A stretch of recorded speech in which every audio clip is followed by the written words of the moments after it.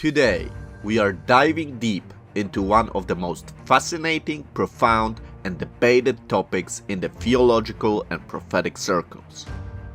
Picture this: a colossal structure of divine design, detailed with precision, encompassing a vast expanse in the heart of the world's most historically charged cities, Jerusalem. It is not a scene from a fantasy novel. No, it is a prophecy that has endured for millennia, as depicted in the Old Testament in the Book of Ezekiel, chapters 40 to 48. We are talking about Ezekiel's prophecy of the Millennial Temple, a future temple so grand and detailed it has captured the imaginations and dedicated study of scholars, theologians, and believers for centuries. But what does this future temple mean? When it will be built? And exactly how big it will be? Before we will answer those questions, please remember to subscribe to this channel. YouTube tells me that most people who watch my content still need to subscribe to the channel, so please consider doing so if you like the videos about Israel. That way you will be notified of my new content when I publish it. If you don't have a YouTube account and you don't know how to create one, I will put a link in the description of this video where you can find detailed information on how to create a YouTube account and subscribe to the channel of your choice. With that out of the way, let's begin our exciting episode. Let's start by setting the scene. Our journey begins in the time of turbulence and uncertainty, the Babylonian captivity. Here we can find the prophet Ezekiel, who during his own exile was given an extraordinary vision by God. One of the visions of the future that Ezekiel received was the vision of the temple. But not just any temple. It was a blueprint for a future house of worship, filled with details so specific they still astonish readers today. I mean, if you thought IKEA instructions were detailed, just wait until we delve into Ezekiel's measurements. In this description, we have courts, gateways, altars, chambers, and even a river flowing from the temple, all meticulously described by Ezekiel. The layout is quite unlike any structure known to us, ancient or even modern. But beyond these astonishing details, it is the sheer scale of the Millennial Temple that boggles the mind. Based on Ezekiel's measurements, the outer wall of the temple complex would be an immense square, approximately 4,500 feet or about 1.37 kilometers on each side. Just imagine a temple complex of this size dominating the Jerusalem skyline, dwarfing even the most imposing of modern buildings. But beyond the physical dimensions and the architectural details, the prophetic implications of Ezekiel's vision have sparked a number of debates among scholars. Is this temple a literal structure that will be built in the future, introducing the millennial reign of Christ? Let's grapple with this compelling concept, the idea of the Millennial Temple being a literal, physical structure. The concept isn't as far-fetched as it may initially seem. After all, we are talking about a text that provides specific measurements and materials, much like a divine blueprint.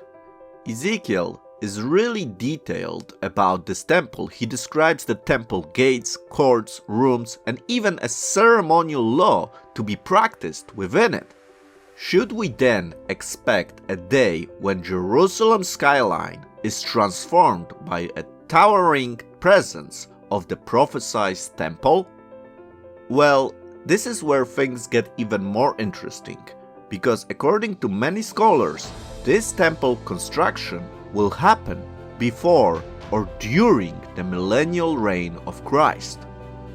However, translating Ezekiel's vision into a real-world architectural project presents its own challenges. For one, the scale of the temple complex as described would far exceed the area of Jerusalem's ancient Temple Mount. We must remember, however, that the chapters in Ezekiel are full of miracles, even mountains erase in a moment due to God's commands. So, let's unpack this and try to understand why we should expect a literal, real temple in the future. First, the proponents of the literal interpretation point out that the Book of Ezekiel is rooted in a historical and physical context. The prophet Ezekiel was himself a priest, deeply familiar with the significance and the structure of the temple. So he knew what he was talking about. His audience, the exiled Jewish people, would have had a deep longing for the restoration of their homeland and their temple. As such, a literal temple would have represented tangible hope and divine promise for their future restoration. Secondly, this perspective draws on a straightforward reading of the text. Ezekiel's vision is presented with all the details you expect in a blueprint for a real building, the kind of description that would be necessary if the intent were to actually construct it. In the Bible, many prophecies have indeed been fulfilled literally, including those in the Book of Ezekiel, like the one that foretells the return of Israel from captivity. So, could the detailed prophecy of Ezekiel's temple be a divine blueprint awaiting realization?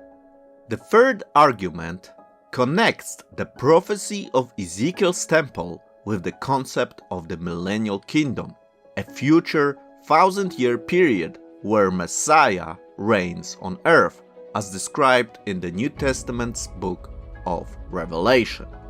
Many believe that this temple will be a central feature of this reign, a place of worship and a seat of the Messiah's theocratic rule. This temple will truly be a fantastic structure, and amazing things will happen when it is erected. As part of this vision, Ezekiel described not just the temple itself, but also some truly astonishing events that would accompany its creation. Miraculous occurrences that are nothing short of awe-inspiring. One of the most significant of these miracles is described in Ezekiel 47, where the prophet talks about a river flowing from the temple. Now, this isn't just any river. Ezekiel describes it as starting as a trickle from beneath the threshold of the temple, gradually growing in depth and width until it becomes a great river impossible to cross. But it's not the river's size that is truly remarkable, it is its life-giving properties. Ezekiel describes how this river turns the Dead Sea, a body of water so saline that it cannot support most marine life, into a freshwater sea teeming with life.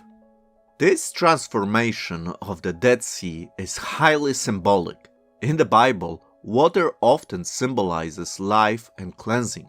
So, this river flowing from the temple, bringing life wherever it goes, symbolizes the life-giving presence of God flowing out from his dwelling place. Ezekiel also describes trees growing along the banks of this river, bearing fruit every month, and their leaves are said to be healing.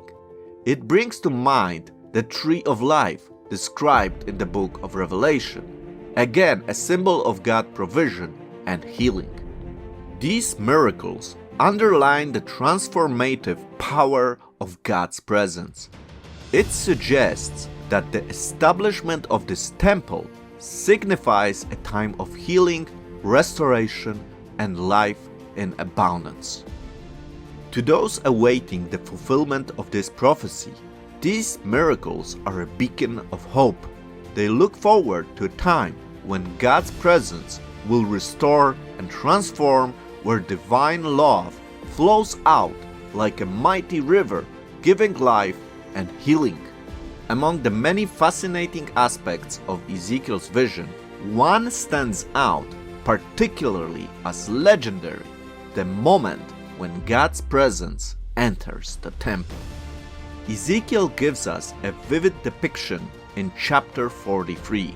He sees the glory of God represented as a radiant light entering the temple from the east.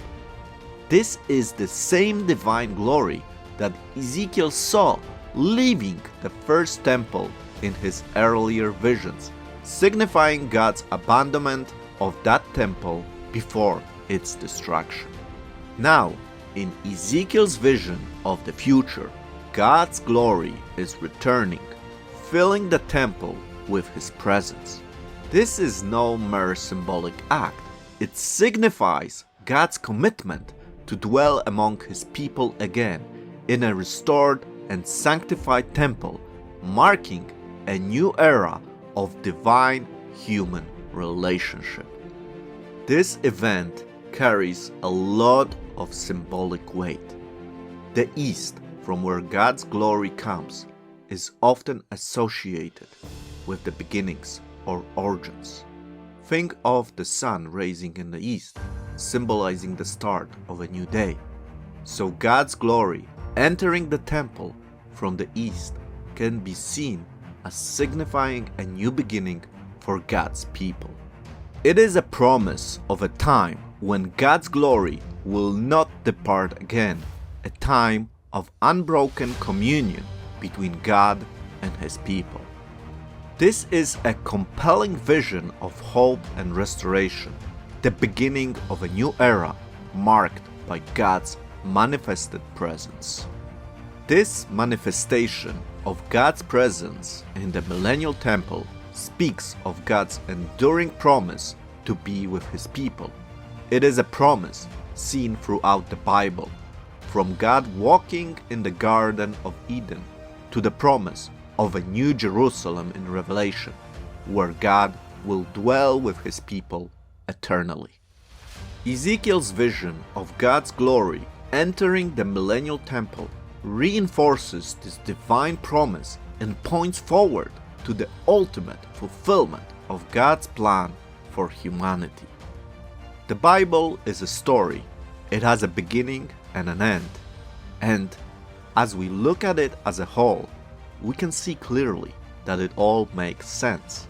Ezekiel Temple is a message of the future, but also it is a message about the beginnings of humans according to the Bible, the Garden of Eden.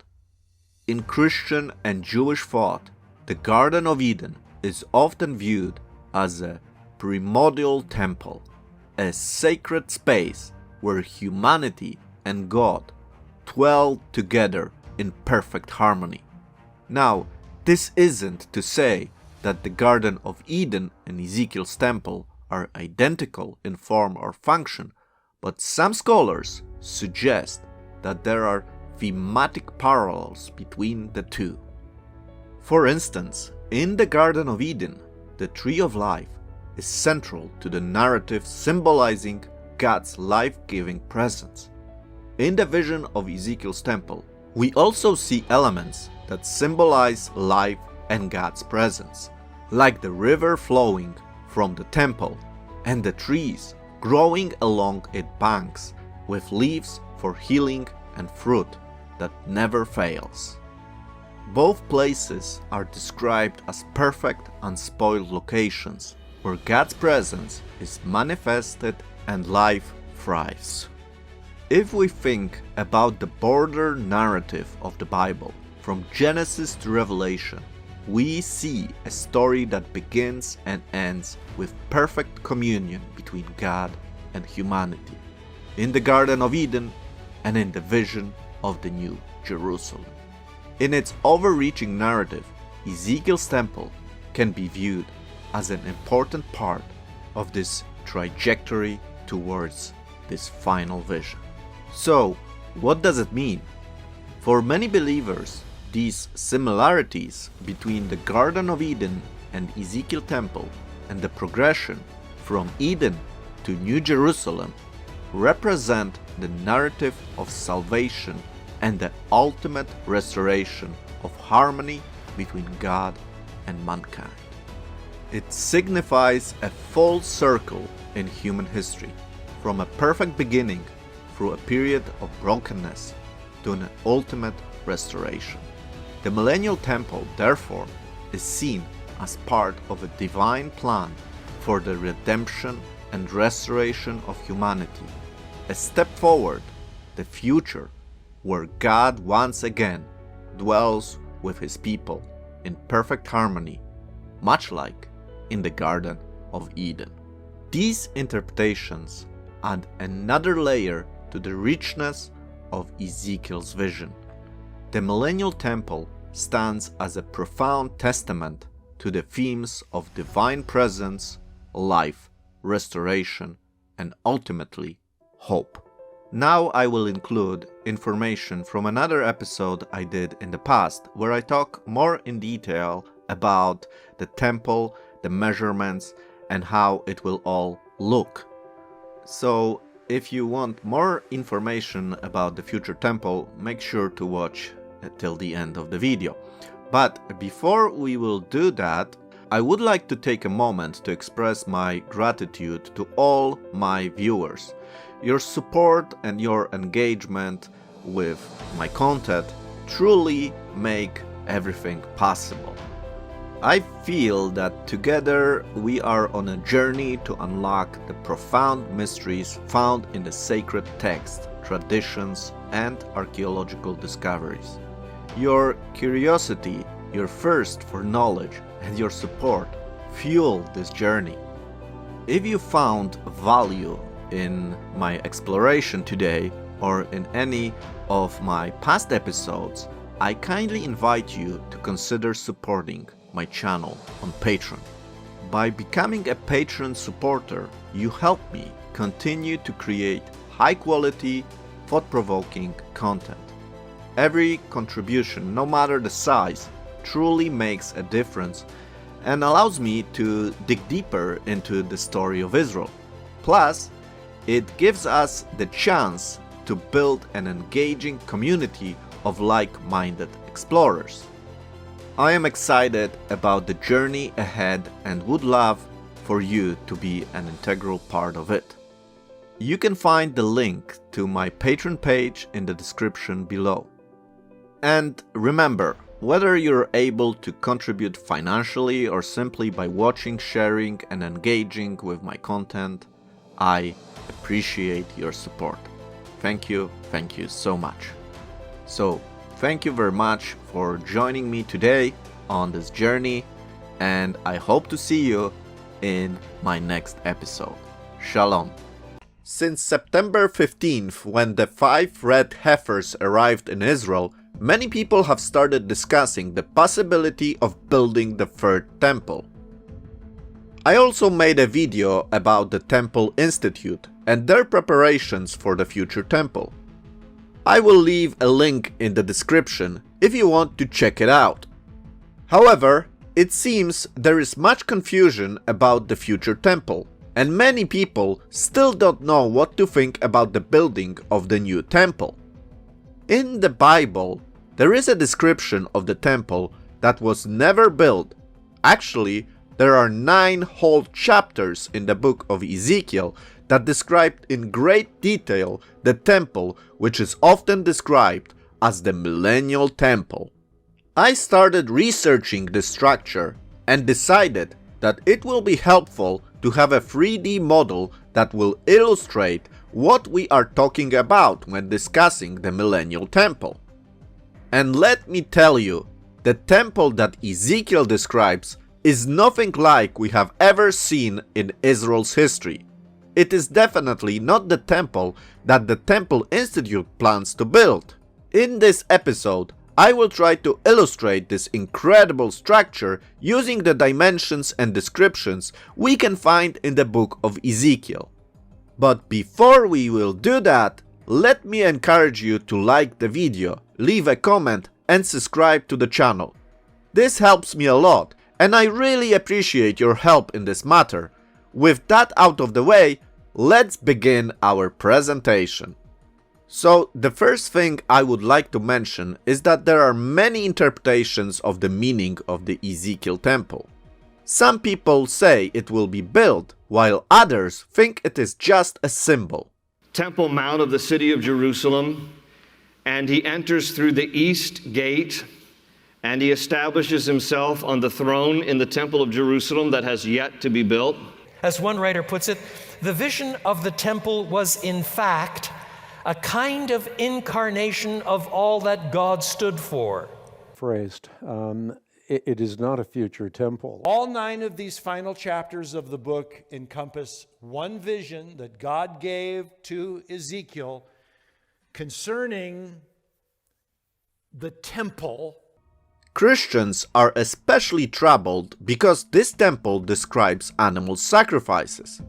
This does not fit well with the theology that Jesus was the final atonement for sin. If the death of Jesus was the fulfillment of the sacrificial system, why do the prophets anticipate sacrifices when the third temple is built? Some Christians have explained why there are animal sacrifices in the temple after the death of Christ. One of the reasons given is that the sacrifices have a remembrance nature and they look back at the work of Christ, just as the sacrifices in the Torah look toward the work of Christ. Another explanation says that the millennium is not the eternal state of the New Jerusalem, where there will be no sin.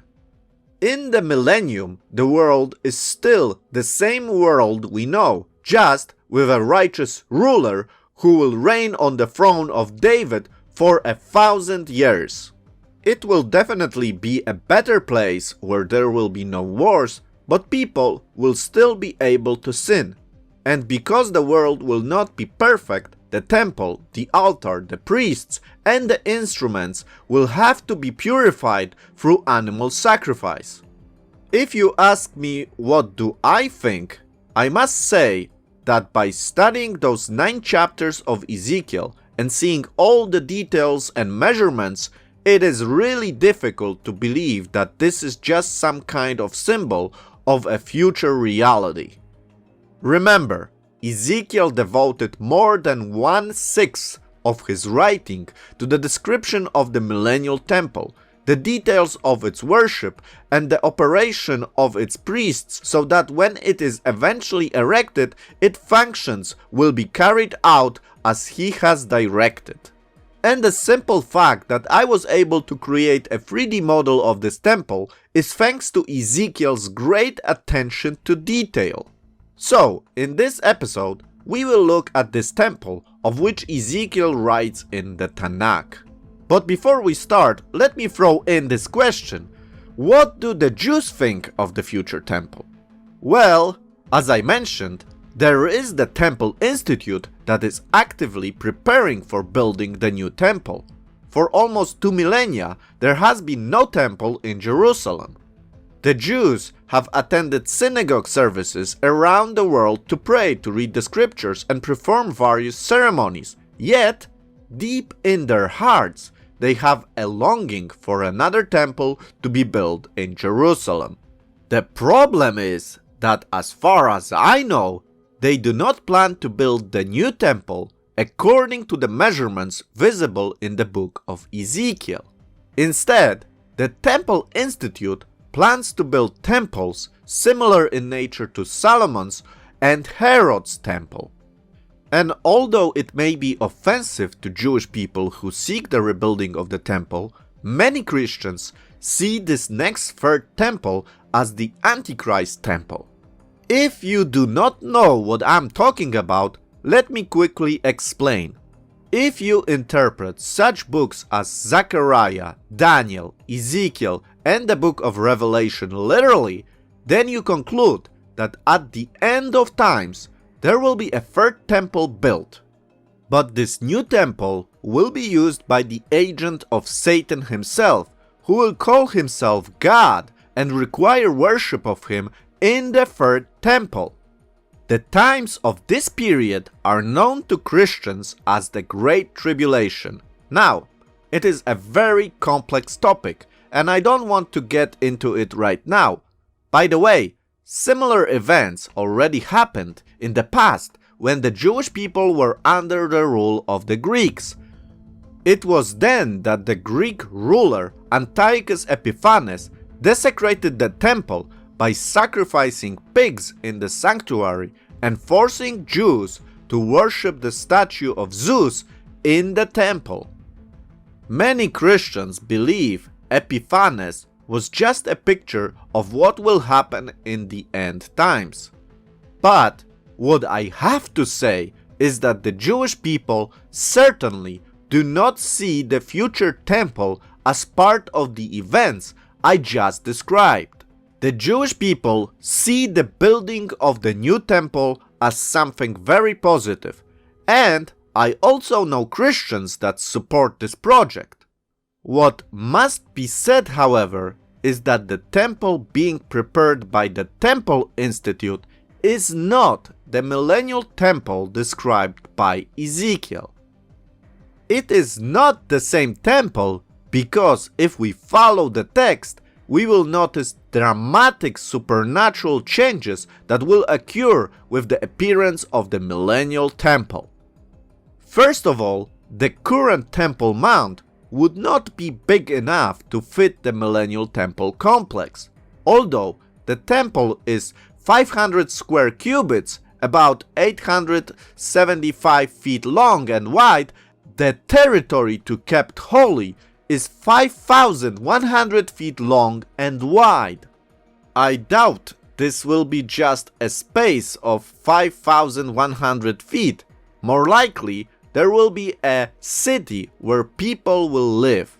You can imagine how beautiful it will be, considering that the Mashiach will rule in this new city around the temple.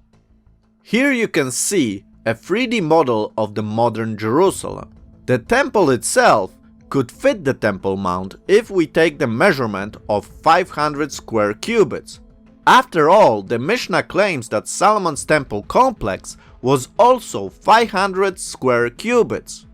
See my video on the evidence of Solomon's temple on the Temple Mount to learn more. I am putting a link in the description. So, the temple proper could fit the Temple Mount, but the whole holy territory of which Ezekiel writes about would certainly not fit on that mountain. Ezekiel, in his record of the events, writes that he was taken to a very high mountain on whose south side were some buildings that looked like a city. In chapter 42, verses 15 to 20, we read that the area around the temple to be kept holy is 500 square reeds. According to Ezekiel chapter 40 verse 5, the reed was 6 cubits long. 500 reeds, therefore, the measure of each side of the square was 3,000 cubits, or about 100 feet, that is, a mile long. Of course, such a space, quite as large as was ever enclosed by the walls of ancient Jerusalem, would have been impossible upon the hill of Moriah, and various efforts have been made by some of the commentators to reduce the size, but the use of reed as a unit of measurement is decisive. Those measurements will require the creation of a new mountain that would fit this new temple complex. The prophet Zechariah foretells that the whole Mount of Olives will divide when the Mashiach steps on the Mount of Olives. According to Ezekiel, the Millennial Temple will serve the Mashiach, So, geographical miracles, such as the creation of a new mountain, can be imagined. Additionally, a unique feature of the Millennial Temple will be the river flowing from under its threshold toward the east.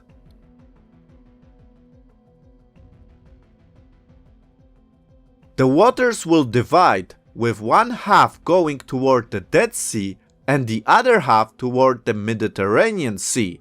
We read about this in Zechariah chapters 14 verse 8.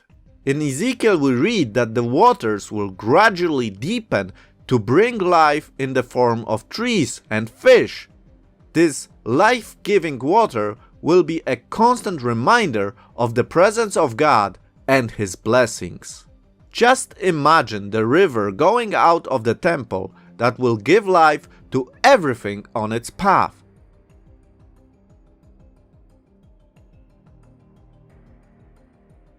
The Dead Sea will no longer be dead, but will be resurrected to new life thanks to the Mashiach. Another exciting features of the temple are the gates leading to the temple complex and the temple itself. The prophet describes that there will be two sets of 3 gates. The gates will be located on the east, north, and south side of the temple complex. The east gate will be the most important because they will serve as the entrance for the prince, who many interpret to be the Mashiach. What stands out when we look at the gates is how tall they are. In Ezekiel chapter 40 verse 13, we read the measurements of the gates are 25 cubits wide, meaning 41.7 feet or 12.7 meters, 50 cubits long, meaning 83.3 feet or 25.4 meters, and 60 cubits high, representing 100 feet or 30.5 meters. So, if we place a man of a regular size of 6 feet or 1.8 meters high, the gate would be pretty tall. The gate's entrance is described as 10 cubits 15 feet wide and 13 cubits 19.5 feet tall. Ezekiel tells us that the gates will have tall narrow windows and will be decorated with palm trees. Inside the gates will have tall pillars and guard chambers.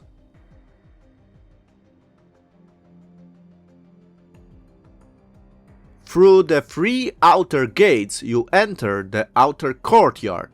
There will also be 30 dining rooms located on the east, south, and north side of the temple complex.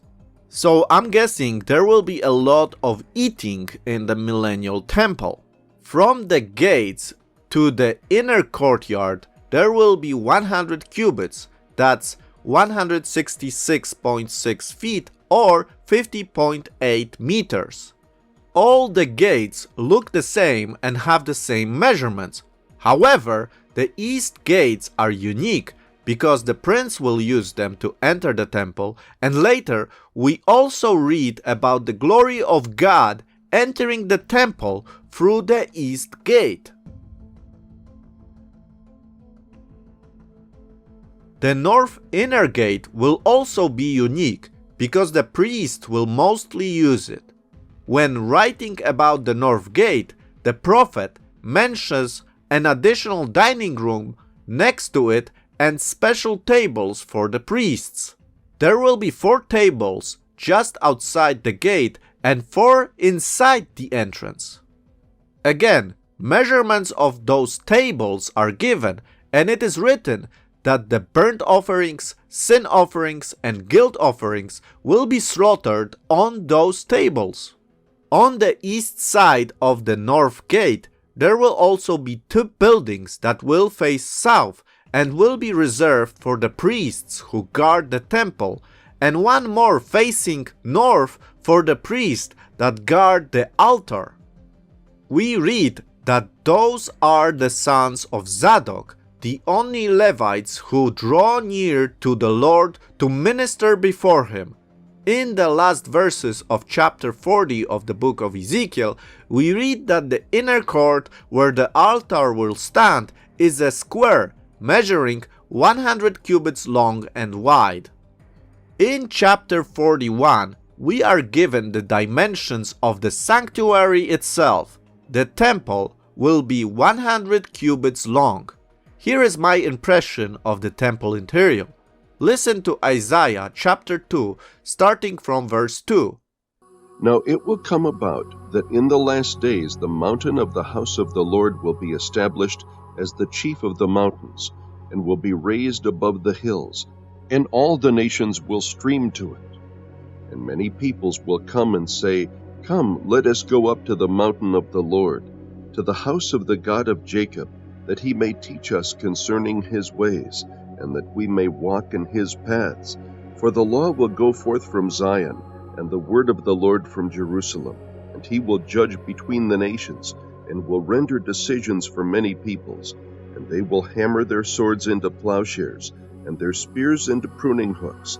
Nation will not lift up sword against nation, and never again will they learn war. Come, house of Jacob, and let us walk in the light of the Lord. In chapter 42, we are given additional dimensions of the temple complex. We read, for example, of more dining rooms in the temple inner court. On the north and south side of the temple, there will be extra buildings for dining. There will be a separation area between the dining buildings and the temple. What is interesting that you will not be able to enter those dining complexes directly from the temple, but you will have to exit the inner gates and enter through a passage in a wall. The dining buildings will be 3-story high, and the building will get more narrow as they go up. Ezekiel calls those buildings galleries. On each side of the temple, 2 such galleries will face each other. There will be a more extended gallery and a shorter one. There will also be a space of 10 cubits wide separating the galleries. In chapter 43, we read about the return of God's glory to the temple. We are told that the vision of Ezekiel is similar to the one he had at the Kebar River. The theme of God's glory is essential in the book of Ezekiel because in chapter 8 of his book, Ezekiel records the departure of the glory of God from the temple. Now, the glory of God is returning through the east gate. We read in this chapter. Chapter 43. Then he led me to the gate facing toward the east. And behold, the glory of the God of Israel was coming from the way of the east. And his voice was like the sound of many waters, and the earth shone with his glory. And it was like the appearance of the vision which I saw, like the vision which I saw when he came to destroy the city. And the visions were like the vision which I saw by the river Chebar. And I fell on my face. And the glory of the Lord came into the house by the way of the gate facing toward the east. And the Spirit lifted me up and brought me into the inner court. And behold, the glory of the Lord filled the house. Then I heard one speaking to me from the house, while a man was standing beside me. He said to me, Son of man, this is the place of my throne, and the place of the soles of my feet, where I will dwell among the sons of Israel forever. And so, Ezekiel Temple becomes the culmination of God's plan for humanity. God was among Adam and Eve in the Garden of Eden. He gave a taste of his kingdom when his glory protected Israel in the wilderness, and later in the times of Solomon when God's presence was visible in the first temple. Ultimately, God's glory will return to Israel to reside in Jerusalem forever. In the later part of chapter 43, we are also given the dimensions of the altar. The altar is unique from the altars we've seen before in Israel's history. First, the altar of burnt offering is right in the center of the entire Ezekiel temple. Secondly, the altar of burnt offering is not only in the center of Ezekiel temple, but is also like a miniature temple of the entire temple. Ezekiel 45 is where the description for Ezekiel temple begins and talks about the standard measurement for the temple, which is a long cubit that is measured from the tip of the elbow to the tip of the middle third finger, plus 1 handbreadth. This standard is represented also in Ezekiel 43:13. This signifies that the altar of burnt offerings is like a miniature or condensed model of the entire Ezekiel temple. Thirdly, this signifies that the essential number of Ezekiel's temple is 25 and occurs 7 times in the book of Ezekiel. When you double the number 25, you get 50, and the number 50 appears a total of 10 times in the book of Ezekiel. Therefore, we can see the number 25 and the number 50 occurring 17 times throughout the book of Ezekiel. This demonstrates that the essential number in Ezekiel temple is 25, and therefore we can see the center of Ezekiel's temple, that is the altar of burnt offering, is likely to have 25 steps, which is very appropriate since the very principal number of Ezekiel temple is 25. Lastly, I would like to comment on the things we do not find in Ezekiel's temple. There are several objects that are not present in Ezekiel's temple. First, the veil that separates the most holy place from the holy place is not present in Ezekiel's temple. If there was a veil, it would block us from going into the most holy place. Thus, the absence of the veil shows us how accessible the most holy place is for all of us. Secondly, the altar of incense is not present in Ezekiel's temple. The altar of incense signifies prayers, but because we will meet God face to face in the kingdom of God, there is no need for prayer.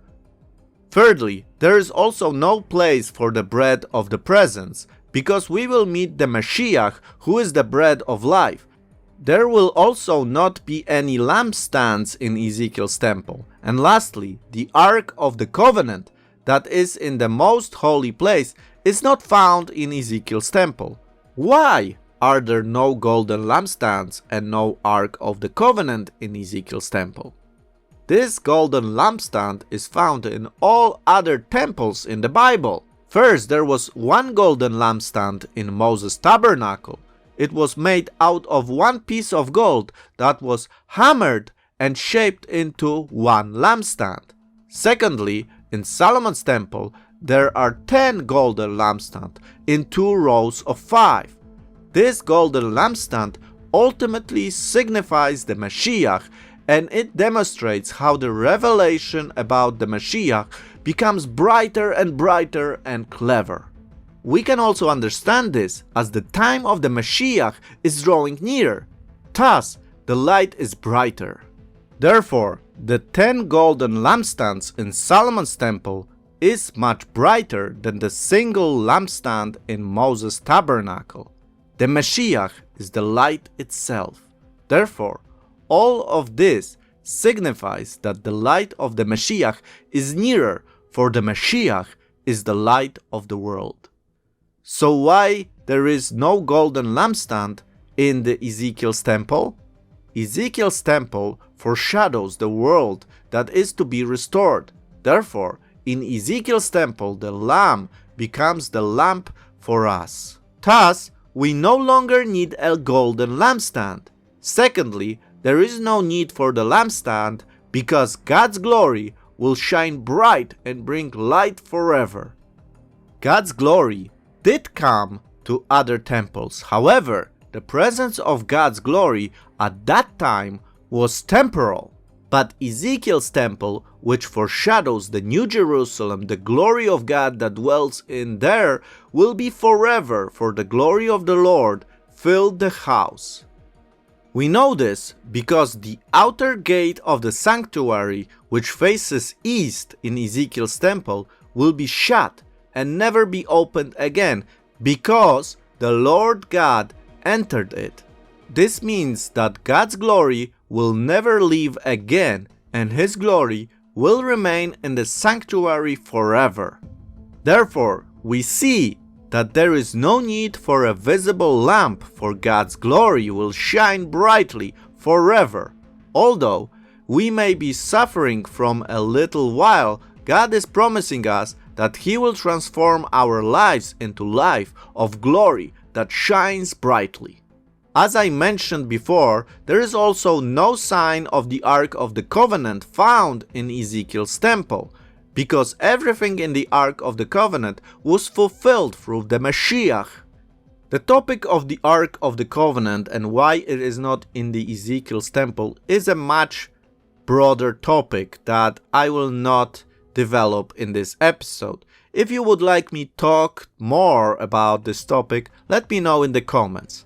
For now, thank you for your attention. I hope you enjoyed this episode. Let me know what you think. Do you think there will be Ezekiel's temple in the future? Maybe you have your own thoughts about why certain things are missing in the temple.